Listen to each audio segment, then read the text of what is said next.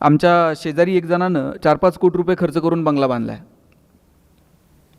आणि ते काका मला रोज जाता येता थांबवतात आणि रोज मला त्या बंगल्याविषयी काही ना काही सांगत असतात. आणि त्यांनी कष्टानं बांधला आहे, आपल्याला ऐकायला काय अडचण आहे का? ते जर सांगतायत तर आपण ऐकून घेतलं पाहिजे. मी सगळं ऐकतो. काहींना खूप अशी खोड असते, ते ऐकत नाहीत. कुणी कौतुक करायला लागलं, कुणी सांगायला लागलं की ते जाता जाता त्याला सांगून जाणार ते सगळं ठीक आहे, पण ते किचनची दिशा बघा. ते बिचारा इतकं टेन्शनमध्ये येत आहे. आता मला सवय होऊन गेली आहे की मी तिथून जाताना काका मला थांबवणार आहेत आणि बंगल्याविषयी काहीतरी सांगणार आहेत. काल परवा काकांची माझी पुन्हा भेट झाली. आता मात्र ते बंगल्याविषयी एकही शब्द बोलायला तयार नव्हते. अर्धा तास झाला, पाऊण तास झाला. जाता आता मी म्हटलं, काका आज तुम्ही काहीच बोलत नाहीत बंगल्याविषयी, झालं काय? ते म्हणले, बंगल्यात आता काहीच राहिलं नाही. म्हटलं असं कसं? अगदी काल बांधलाय असा दिसतोय, अजून रंग इकडचा तिकडं नाही, 2-4 वस्तू तर नवीन दिसतात आणि तुम्ही म्हणतायत बंगल्यात काहीच राहिलं नाही. अरे बाबा, काही उरलं नाही रे त्यात. म्हणलं झालं काय? म्हणले आपल्या शेजारच्या नाही ना याच्यापेक्षा मोठा बांधला हो. आता यात राहिलंय काय? म्हटले आपण कायम तुलनेत आहोत. आपला मुलगा किती चांगला आहे हे ठरवताना सुद्धा आपण कुणासोबत तरी कम्पेअर करत असतो. तो अमुक अमुक बघितलाय का आणि तू काय करतोय? आपण सगळे एकमेकांपेक्षा वेगळे आहोत. आणि मला वाटलं आपल्या लेकरांमधलं वेगळे पण आपल्याला ओळखता आलं पाहिजे. सचिन तेंडुलकर सारखा षटकार ऐश्वर्या रायला मारता येईल का? ऐश्वर्या राय सारखा ठुमका लता दिदींना देता आला असता का? लता दिदींसारखं गाणं अशोक सराफला म्हणता येतं का? तुम्ही जर मला म्हटले ना तुम्ही बोलत राहा तासभर, मी बोलेल. पण तुम्ही जर मला म्हटलात आता नगरवरनं आलाय, जाता जाता हडपसरमध्ये एखादी कुस्ती करून जा, आपल्याच्यानं जमणार नाही. आपण सगळे एकमेकांपेक्षा वेगळे आहोत आणि आपल्याला आपल्यातलं वेगळेपण ओळखता आलं पाहिजे. ज्या दिवशी आपल्याला आपल्या लेकरांमधलं वेगळेपण सापडेल ना, त्या दिवशी जगण्यात मजा आहे. पण आपण सगळे मार्कांचे हिशोब मांडतो. पोरांची प्रगती मोजण्याचं एकक जर काय असेल तर गुणपत्रिकेला आलेली गुणांची सूज.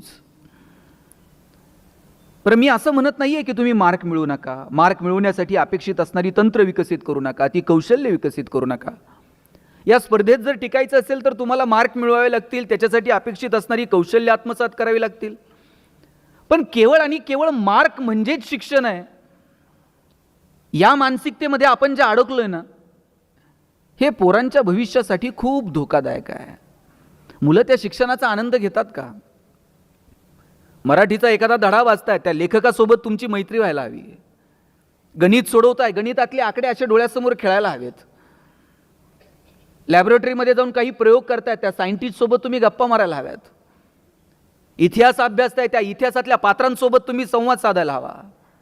भूगोल अभ्यासताय, भूगोलातले अक्षांश आणि रेखांश असे डोळ्यासमोर दिसायला हवेत.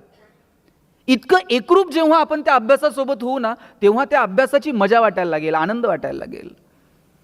पण फक्त परीक्षा जवळ आल्यात मग मागचे काही क्वेश्चन पेपर चाळायचे, कोणते क्वेश्चन सातत्यानं रिपीट झालेले आहेत, शिक्षकांच्या मागं लागायचं, IMP क्वेश्चन सांगा, व्हेरी इम्पॉर्टंट क्वेश्चन सांगा, आणि मग सगळी मार्कांची बेरीज वजाबाकी करायची. बाजारात तर आता पॉकेट सिरीज आल्यात आणि मग शेवटच्या टप्प्यात ते पॉकेट सिरीज हाताळायचे आणि मग मार्कांची बेरीज वजाबाकी करत आम्ही त्या शिक्षणामध्ये गुरफटले जातोय. मला सगळ्या पालकांना आणि पाल्यांना सांगायचं आहे की आपण त्या शिक्षणाचा आनंद घेतोय का? तुम्ही तुमच्या वडिलांना विचारा, आईला विचारा. बहुतांशी मराठी शाळेत शिकलेले आईवडील असतील. बाईंनी एखादी कविता चालीत म्हणून दाखवायची आणि पोरांनी ती त्यांच्या पाठीमागे म्हणायची. कितीतरी कविता आजही तोंडपाठ आहेत, कारण त्या कविता ही माणसं जगलीत, त्या गोष्टींशी जुळून घेत अभ्यास करत तिथपर्यंत ती माणसं पोहोचली आहेत. आजही आपण त्या गोष्टींचा आनंद घेतो का? की मग सगळंच मार्कांसाठी आहे? भूगोल मार्कांसाठी, इतिहास मार्कांसाठी, इतिहासातली पात्र ही मार्कांसाठी. मग शिवाजी महाराज 4 मार्काला, संभाजीराजे 5 मार्काला. तुकाराम महाराजांचा अभंग तर जरा अवघड आहे, ऑप्शनला टाकू म्हटले. परवा तर 10वीतला एक पोरगा मला विचारत होता, सर या वर्षी मराठीच्या पेपरला ज्ञानदेव पडणार आहेत का तुकाराम पडणार आहेत? मी म्हटलं हे पडतील कसे ज्यांनी महाराष्ट्र उभा केला? सगळं कसं मार्कांसाठी असेल? तुम्ही बघा, मैदानावरती पोरं खेळत नाहीत, लॅबोरेटरीमध्ये जाऊन प्रयोग करत नाहीत, ग्रंथालयात जाऊन काही अवांतर पुस्तक आणून वाचत नाहीत. आपण वाचलं पाहिजे. सिलेबसच्या पलीकडे जाऊन शाळांमध्ये ग्रंथालय आहेत, तिथली 2-5 पुस्तकं तरी आपण हाताळली पाहिजेत. एखाद्या आवडत्या पुस्तकावरती कुटुंबामध्ये चर्चा व्हायला हवी. शाळेमध्ये चर्चा व्हायला हवी. अण्णाभाऊ साठेंनी लिहिलेलं फकीरा, त्या फकीरातला तो नायक, अन्यायाच्या विरोधात लढण्याची त्याची ती जिद्द, काय काय किती या फकीरा कादंबरीवरती चित्रपट आला, जगभरापर्यंत पोहोचली. माझी सगळ्या इथं जे बसलेले सगळे तरुण मुलं आहेत ना, तुम्ही तुमच्या आईला वडिलांना विचारा, 10वीच्या सुट्टीत यातल्या निम्म्या आईबापांनी ययाती वाचले, मृत्युंजय वाचले, छावा वाचले. सुट्टीमध्ये वडिलांनी पुस्तकं आणून ठेवायची घरात आणि मग त्या पुस्तकांवरती पेन्सिलनं मारलेल्या रेघा, वहीत लिहून ठेवलेली आवडलेली वाक्य, याच्यात मस्त रमून जायची हो माणसं.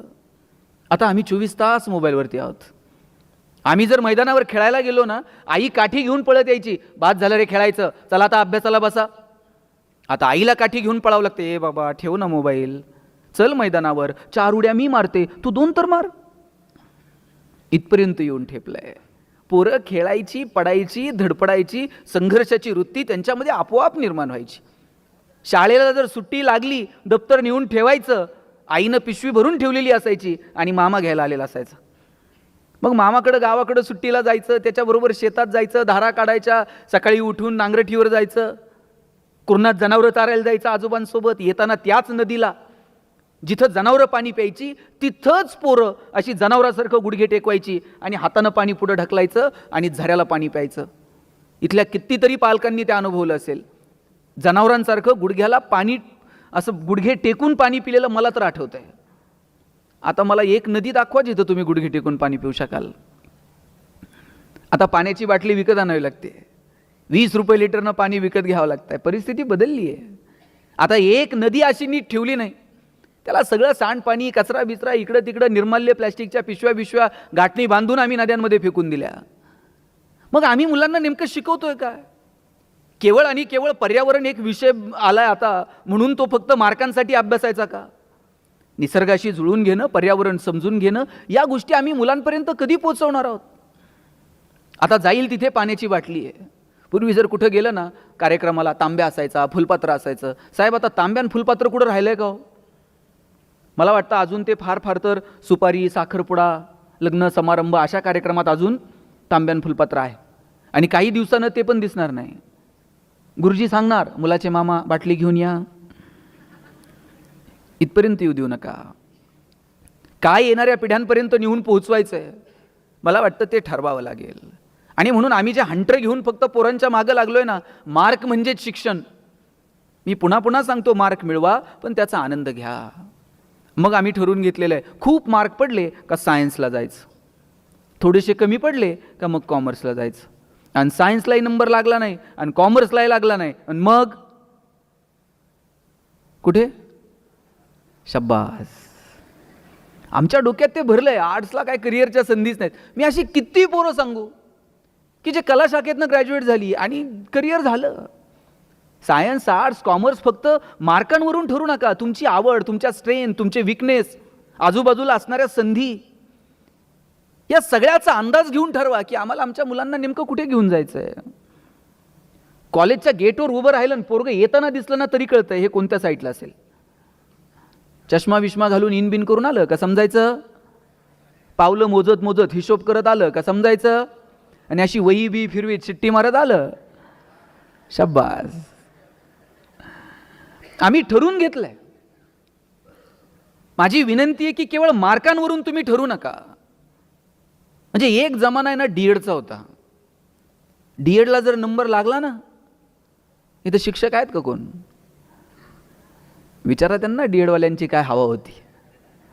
डीएडला जर नंबर लागला तर त्यांनी मागं बघायचंच नाही. आणि दोघं नवरा बायको जर जिल्हा परिषदच्या शाळेवर रुजू झाले, का रुबाब होता. आता डीएड कॉलेजेसची अवस्था काय? बहुतांशी डीएड कॉलेजेस आता बंद होत चाललेत. त्यानंतर इंजिनिअरिंगचा बूम होता. गावात एखादाच इंजिनियर असायचा. गावात जर कुणी पाहुणे आले आणि त्यांनी जर विचारलं ना इंजिनियर साहेब कुठं राहतात, सगळं गाव त्या पाहुण्याला इंजिनियरच्या घरी नेऊन सोडत होतं. आता तुम्ही गावात जाऊन विचारा इंजिनियर साहेब कुठं राहतात, ते म्हणते नाव सांग. प्रत्येक घरात 4 आहेत. आणि आफ्टर मेडिकल, म्हणजे आफ्टर कोविड आता मेडिकलचा बूम आहे. आता प्रत्येक आईबापाला वाटतंय पोरगं मेडिकललाच गेलं पाहिजे. नाही भारतात नंबर लागला तर म्हणते रशियात जाऊ द्या. पण त्यांना मेडिकललाच गेलं पाहिजे.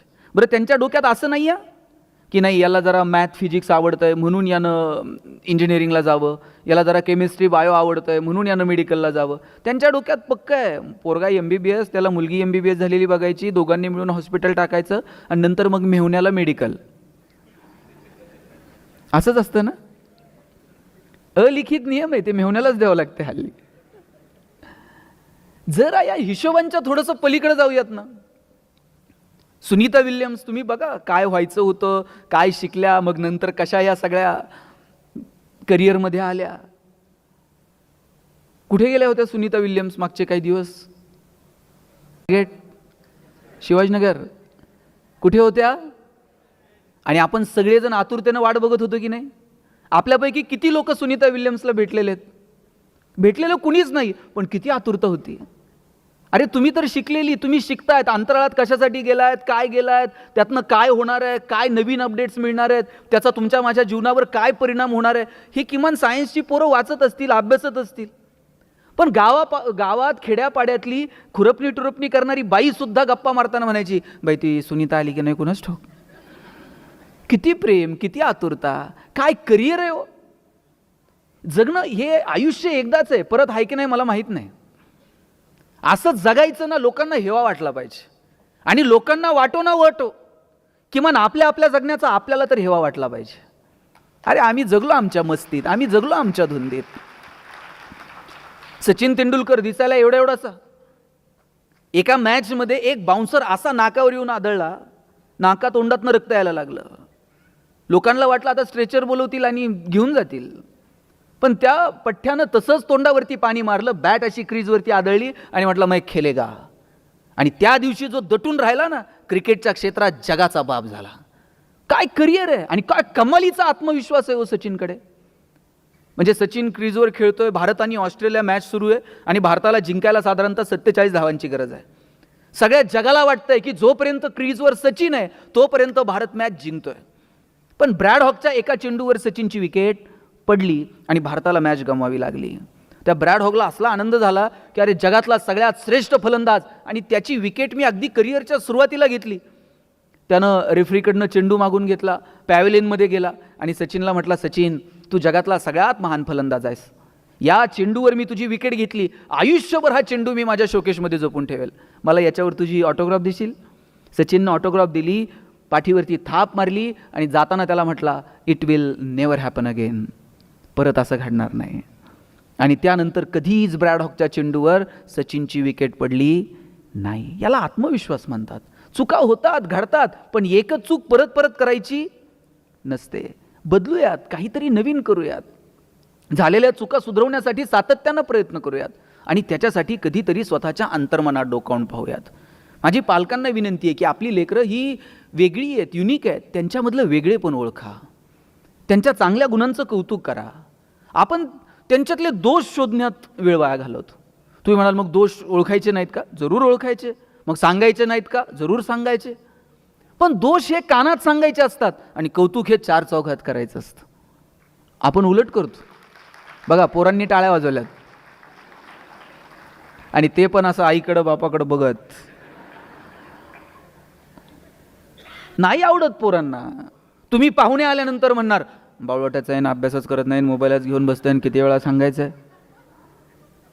पाहुणा म्हणणार आहे का, फारच बावळट आहे, मी घेऊन जातो आणि परत सुधरून आणून देतो. ते आपल्यालाच सुधारायचं आहे. उलट पाहुण्याच्या देखत म्हणायचं, आमचा दादा इतका हुशार आहे ना, दादा पाहुण्याच्याच पुढं पुस्तक घेऊन बसताय का नाही बघा. आणि तुम्ही पाहुण्याच्या देखत म्हणून बघा, दादा बावळट आहे, दादा बाहेर जात आहे, पाहुण्याच्या बुटात पाणी होत आहे, लेसला लेस बांधताय. मग तुमची इज्जत घालवायची एकही संधी दादा सोडत नाही. कौतुक करा हे चार चौघात आणि दोष जे सांगायचे ते कानात सांगा. आणि माझी विनंती आहे, तुम्ही तुमच्या गप्पांचे विषय बदला. आपण कोणत्या विषयांवरती आपल्या मुलांशी गप्पा मारतो, संवाद साधतो, ते विषय आपण बदलून बघूयात. मुळात आपण संवाद साधतो का हाच प्रश्न आहे. पूर्वी असा गोल करून लोक एकत्र जेवायला बसायचे आणि मग गोल करून जेवायला बसलं की एकमेकाचा चेहरा दिसायचा, संवाद व्हायचा. कुणी जर टेन्शनमध्ये असेल तर घरातल्या थोरल्या माणसांना कळायचं हे आज जरा टेन्शनमध्ये दिसतंय, चेहरा पाडून बसलाय, ह्याचे डोळे खाली आहेत. आता 2-2, 4-4 दिवस पोरांची आणि आपली नजरानजर पण होत नाहीये. पोरगा आला का आपल्या खोलीत निघून जातो, जेवायला खाली येतो, त्याचं ताट घेतो, जेवतो, त्याच्या वेळेनुसार निघून जातो. गोल करून जेवायला बसा. आम्ही तर जेवायला बसलं ना, आजोबा सांगायचे चला ताटाच्या भोवती पाणी फिरवा. आम्ही म्हणायचो आता ते ताटाच्या भोवती पाणी फिरवल्यावर काय होतंय? ताटातले पदार्थ काय बदलतात का? बाजरीच्या भाकरीची काय पुरणपोळी होते का? आजोबा सांगायचे पदार्थ बदलत नाही, पण पदार्थाचा प्रसाद होऊन जातो. आणि प्रसाद कधी फेकून द्यायचा नसतो, प्रसादाचा सन्मान ठेवायचा असतो. आज आपण लहान लेकराला काठी घेऊन मागं लागतो, ते खा, ते संपव. बघा, एखादी गोष्ट कोणत्या पद्धतीनं सांगतो हे फार महत्त्वाचं आहे. काठी घेऊन मागं लागलं आणि हे संपव, पोरगं खाईल तुमच्या धाकानं, पण त्याचा आनंद आणि तो प्रेम त्या आवडीनं तो खातोय का? आजोबा सांगायचे हा प्रसाद आहे, पाणी फिरवलं का पदार्थाचा प्रसाद होऊन जातो. काय जादू आहे? आणि जेवायला बसलं की ते म्हणायचे हात जोडा आणि आभार माना. म्हटलं आता कुणाचे आभार मानायचे? ते म्हणायचे ज्यानं पिकवलं त्या शेतकऱ्याचे आभार माना, जिनं शिजवलं त्या तुमच्या आईचे आभार माना, आणि ज्यानं भूक दिली त्या भगवंताचे आभार माना. किती साध्या सरळ सोप्या भाषेत लेकरांपर्यंत कृतज्ञता पोहोचत होती. आता गोल करून बसायला कुणाला वेळ नाही. इथं प्रत्येकजण आपापल्या वेळेनुसार येतो. मला मान्य आहे आपण बिझी आहोत, प्रत्येकाच्या कामाच्या वेळा वेगळ्या आहेत. आता आईलाही कामाला जावं लागतं, वडील त्यांच्या वेळेला कामाला जातात, घरातली सगळी माणसं बिझी आहेत. महिना 15 दिवसातनं तर एकदा एकत्र येऊन जेवता येईल की नाही? विशिष्ट वेळ ठरवा की नाही 8 दिवसातनं ह्या दिवशी, सुट्टीच्या दिवशी आम्ही एकत्र जेवणार आहोत. आठवड्यातनं, महिन्यातनं एक दिवस असं ठरवून घ्या की सगळेजण गप्पा मारायला आपण बसणार आहोत. गप्पांचे विषय ठरवा. सांगा ह्या 8 दिवसांना आहे ना, हे जे आत्ता अमुक अमुक विषय चाललाय ना, याच्यावरती आपल्याला बोलायचं आहे रे. त्या निमित्तानं पोरं तयारी करतील, त्या संदर्भानं काहीतरी वाचतील. त्यांना कळेल की पप्पांच्या समोर मला आता या विषयावर बोलायचं आहे, मला या विषयावर सांगायचं आहे. ती त्यांचं मत तयार करतील. आणि मी मगाशी जसं म्हटलं की तुम्ही हंटर घेऊन तुमची मतं फक्त लादू नका. तुम्हाला तुमच्या मुलाचं नसेल पटत, किंवा पोरांना तुम्हाला तुमच्या पप्पांचं नसेल पटत एखादी गोष्ट, ती अशी ताणून मारून हाणून किंवा फक्त विरोधाला विरोध करून नाही सांगायची. सांगताना सुद्धा आपल्याला ते आपलं प्रकट होण्याचं जे स्किल आहे ना, ते सुद्धा डेव्हलप करता येईल का बघा. म्हणजे एक साधं उदाहरण सांगतो तुम्हाला. स्वामी विवेकानंदांचे गुरु परमहंस रामकृष्ण परमहंस आणि केशवचंद्र सेन यांच्यामधला संवाद आहे. आणि दोघं कोणत्या विषयावर बोलत होते? देव आहे की नाही याच्यावरती दोघांना आपापलं मत मांडायचं होतं. केशवचंद्र सेन उभे राहिले बोलायला आणि ते पटवून देत होते की देव कसा नाही आहे. आणि समोर रामकृष्ण परमहंस बसलेले आहेत आणि केशवचंद्र सेन इतक्या ताकदीनं त्यांचा विषय मांडत होते, भारावून गेले हे सगळं ऐकून परमहंस. आणि ते बोलता बोलता उठायचे, मध्येच थाप मारायचे आणि म्हणायचे वा वा केशव, काय बोलतोयस तू, तू काय सुंदर मुद्दा मांडला, काय तुझा शास्त्रार्थ, काय तुझं वक्तृत्व, काय तुझं प्रभुत्व, काय तुझा विचार, भारावून टाकलं तुम्हाला. आणि इतकं कौतुक करत होते ते केशवचंद्र सेन यांचं. शेवटी केशवचंद्र सेन यांचं बोलणं थांबलं आणि केशवचंद्र सेन यांचं बोलणं थांबल्यानंतर रामकृष्ण परमहंस उठून उभे राहिले, जवळ गेले, त्याला मिठी मारली आणि म्हटले केशवा, काय सुंदर बोललास रे. केशवचंद्र सेन म्हटले याचा अर्थ तुम्ही मान्य केलं देव नाही म्हणून. छे छे, उलट आता तर माझी खात्री झाली, तू इतका सुंदर बोललास याचा अर्थ देव असलाच पाहिजे. त्याच्या कृपेशिवाय इतकं सुंदर बोलणं शक्य आहे का? आपला मुद्दा आपण कोणत्या पद्धतीनं मांडतो याला फार महत्त्व आहे. आणि आपल्या जे डोक्यात आहे ना, हाणून मारून ती परिस्थिती होती, त्या परिस्थितीत तसे निर्णय घ्यावे लागतात. परत मी असंही म्हणत नाही की पालक म्हणून तुम्ही फक्त गोड गुलाबीनी वागा. आणि तुम्हाला जर कोण म्हणत असेल ना पालकांना, तुम्ही विद्यार्थ्यांचे मित्रमैत्रिणी बना, अजिबात बनू नका. त्यांना खूप मित्रमैत्रिणी ऑलरेडी, तुम्ही त्यांचे चांगले आईबापच व्हा. ते मित्रमैत्रिणी बनायच्या फंदात गेलं का ते पोरगं बापाच्या गळ्यात हात घालते. आणि ते आईला तर सरळ म्हणते, ए आई तुला काय कळतं ग, एवढं पण मित्रत्वाचं नातं ठेवू नका. योग्य वेळी कान पकडा, योग्य वेळी पाठीवरनं थाप मारा, योग्य वेळी गोडी गुलाबीत संवाद साधा. पण ते तारतम्य ठेवून आम्हाला वागता आलं पाहिजे. प्रत्येक वेळीच प्रतिकार नाही आणि प्रत्येक वेळी प्रतिसादही नाही. मला असं नेहमी वाटायचं की प्रत्येक वेळीच आपण प्रतिसाद दिला का छान होतं. आणि म्हणून मला जर कोणी विचारलं ना सुखी जगण्याचा मंत्र काय, मी म्हणायचो प्रतिकार नको प्रतिसाद द्या. प्रतिकारासाठी कशाला वेळ घालता. दोघं नवरा बायकोंनी डायरीवर लिहून घेतलं, प्रतिकार नको प्रतिसाद द्या, गणेश शिंदे. घरी गेल्यानंतर बायकोनं अशी पर्स फेकली, नवऱ्याच्या डोळ्यात डोळे घालून पाहिलं आणि म्हटली मैं तेरे लिए मर जाऊंगी मिट जाऊंगी. बायको म्हणली मैं तेरे लिए मर जाऊंगी. नवरा म्हटला बघ कसं जमतंय तसं कर म्हटलं. म्हणे आता हे काय, नाही ते सकाळी सरांनी सांगितलं ना प्रतिकार नको. कधी प्रतिकार करायचा, कधी प्रतिसाद द्यायचा, ह्याचं तारतम्य नको का. कोणती गोष्ट कोणत्या पद्धतीनं येणाऱ्या पिढ्यांपर्यंत पोहोचवायची याचं तारतम्य आपल्याला ठेवावं लागेल. आणि माझा दावा आहे, आपण जसं सांगू तसं मुलं वागत नाहीत, आपण जसं वागू तसं मुलं वागतात. आदर्श हे केवळ सांगण्यातनं निर्माण होत नाहीत, आदर्श हे वागण्यातनं निर्माण होतात.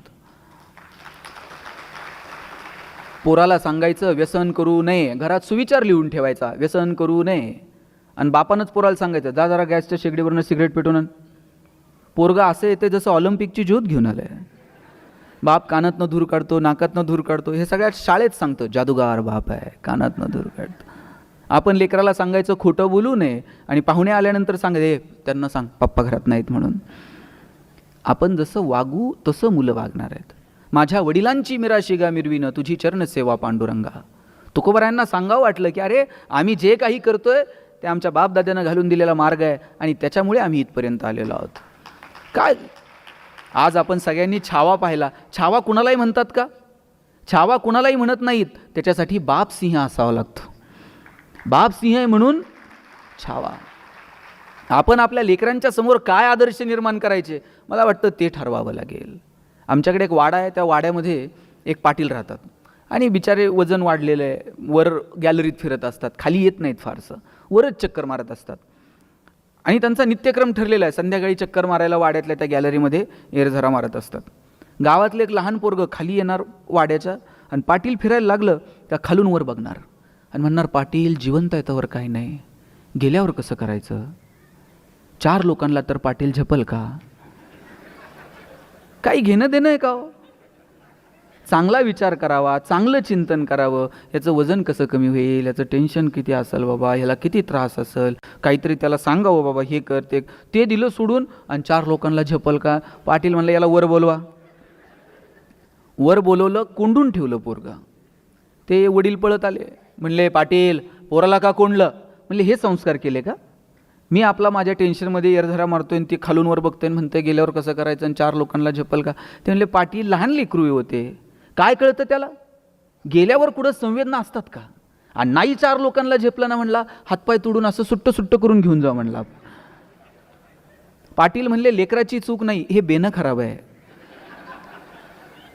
आजोबा पळत आले, म्हणले काय झालं पाटील, नातवाला कोंडले, पोराला कोंडले, काय गडबड काय. ते म्हणले हे संस्कार केले, तुझा नातू म्हणतंय 4 लोकांना झेपल का आणि तुझं पोरगं म्हणतंय हातपाय तोडून नेऊ. पाटील गेल्यावर रुपयावर जात नाही, आणि कशाला म्हणले ते शरीराची विटंबना करायची.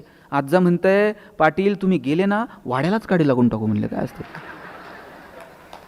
तुम्ही जे पेरणार आहात तेच उगवणार आहे. गहू पेरून ज्वारी उगवते का, ज्वारी पेरून हरभरा उगवतोय का. आपण जे पेरणार ते उगवणार. म्हणून काय पेरायचं ना लेकरांच्या बाबतीमध्ये ते ठरवावं लागेल. मुलांच्या आयुष्यामध्ये मुलांना फक्त आपण हे बघा, आपल्या डोक्यात काय माहिती आहे का बहुतांशी पालकांच्या, नाही मला नाही मिळालं मग आता मुलासाठी करूयात, आम्ही सायकलवर गेलो मग पोराला गाडी घेऊन देऊयात, आमच्या वेळेस नव्हत्या एवढ्या सुविधा म्हणून पोरांना देऊन टाकूयात. त्यांना फक्त त्या सुविधांच्या त्या कोटामध्ये असं अडकून ठेवू नका. काही गोष्टींच्या अभावात सुद्धा मजा असते.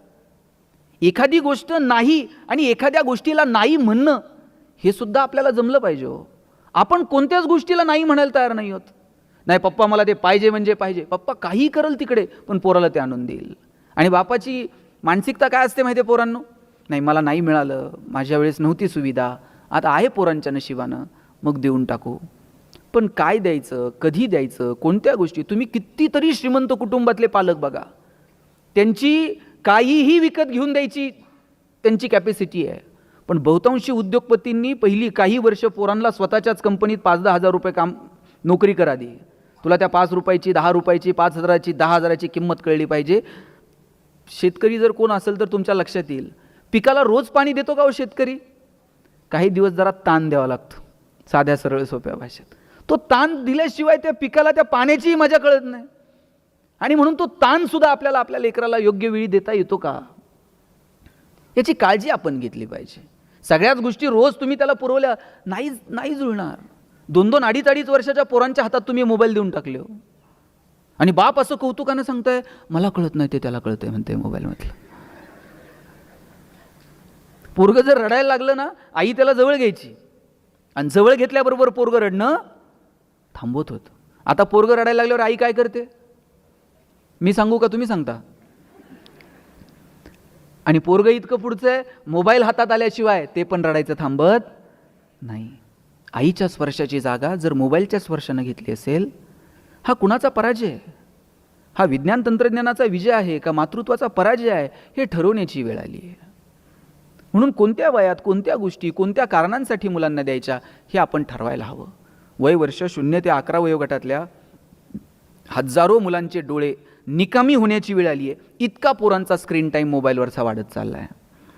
मोबाईल खूप चांगलं साधन आहे, तुम्ही ते मुलांना द्यायला हवं. मुलं टेक्नोसेवी असली पाहिजेत, नवीन तंत्रज्ञान कळलं पाहिजे. पण किती प्रमाणात हा प्रश्न मात्र तुम्ही स्वतःला आणि तुमच्या मुलांना विचारला पाहिजे. एक तुम्ही पाहिलं असेल, पोपट पकडणारे काही लोक, त्या एक माणूस आहे ना, खूप शिताफीनं तो पोपट पकडायचा. मी त्याला एक दिवशी विचारलं, तू इतक्या सहजासहजी कसा पकडतो रे? म्हटलं काही नाही साहेब, सोपं आहे. मी काय करतो म्हटलं, 2 झाडांना ताणून एक दोरी बांधतो आणि म्हटलं मग पोपट येतो, त्या दोरीवरती बसतो आणि तो एकदा दोरीवर बसला की मी एका झाडाची दोरी सैल करतो. दोरी जशी जशी सैल होईल तसा तसा तो पोपट पडायला लागतो आणि तो त्या दोरीला घट्ट पकडतो. आणि एकदा का त्यानं त्या दोरीला घट्ट पकडलं की मग मी टाईम साधतो आणि पकडतो त्या पोपटाला. तुम्ही विचार करा, त्या पोपटामध्ये सामर्थ्य हवेत उडायचं, पण तो विसरून जातो की मी या हवेमध्ये उडू शकतो आणि त्या दोरीला घट्ट पकडायचा प्रयत्न करतो. आपण त्याला इतकं कुरवाळलंय, आपण त्याला इतकं कुरवाळत बसलोय की ते विसरून गेलाय की नाही माझ्यात क्षमता आहे. आणि मग अशा वेळेस तो आपल्याला घट्ट पकडायचा प्रयत्न करतो. आपण किती दिवस पुरणार आहोत त्याला? त्याच्यामध्ये ती क्षमता निर्माण करता येईल का? त्याच्या मनगटात ती रग निर्माण करता येईल का? तुम्ही लाखो रुपये, कोट्यवधी रुपये कमवून ठेवा आणि त्याच्यामध्ये कमवायची जर ताकद नसेल तर ते 2 दिवसात काडी लावून टाकते, उडून टाकते सगळं. तुम्ही ताकद निर्माण करा त्याच्या मनगटामध्ये कमवण्याची. बघा, म्हणजे तुम्हाला एक साधी गोष्ट सांगतो. एक आजी होती आणि तिनं तिचं गार्डन तयार केलेलं होतं आणि त्या बागेला ते इतकी जपायची, प्रत्येक झाडावर तिचं लक्ष असायचं आणि ती बाग इतकी बहरून गेली, फुलून गेली.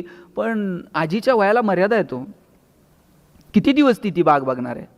आणि मग बाग आता कोमेजून जायला लागली.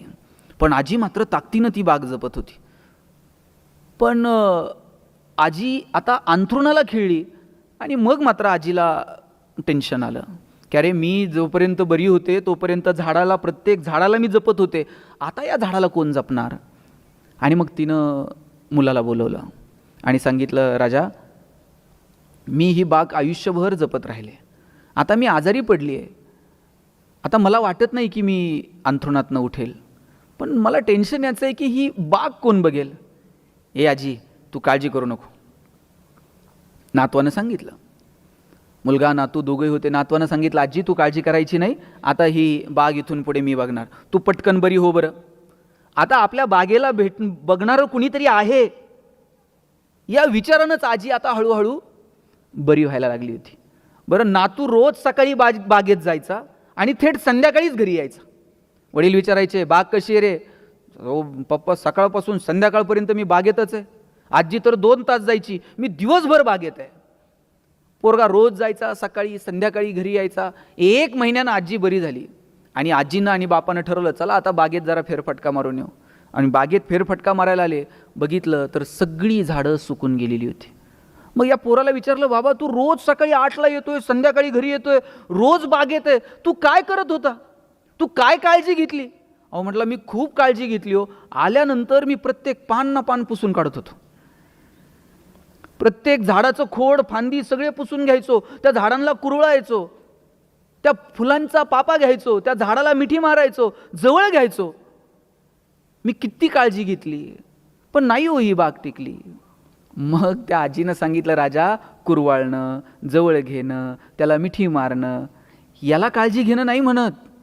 त्याला योग्य वेळी पाणी घालावं लागतं, योग्य वेळी पाणी तोडावं लागतं, योग्य वेळी ताण द्यावा लागतो, जनावरांनी खाऊ नये म्हणून कधी झाडांना कुंपण घालावं लागतं आणि मग ती बाग बहरते फुलते. आपल्या डोक्यात आहे थोडीशी काळजी घ्यावी, त्याला रोज गन पावडर लावावा, त्याला नवनवीन कपडे घालावेत, त्याला रोज आल्याबरोबर कुरवाळावं, रोज त्याच्या गालावर ओठ टेकवावेत, म्हणजे मुलांची काळजी घेणे.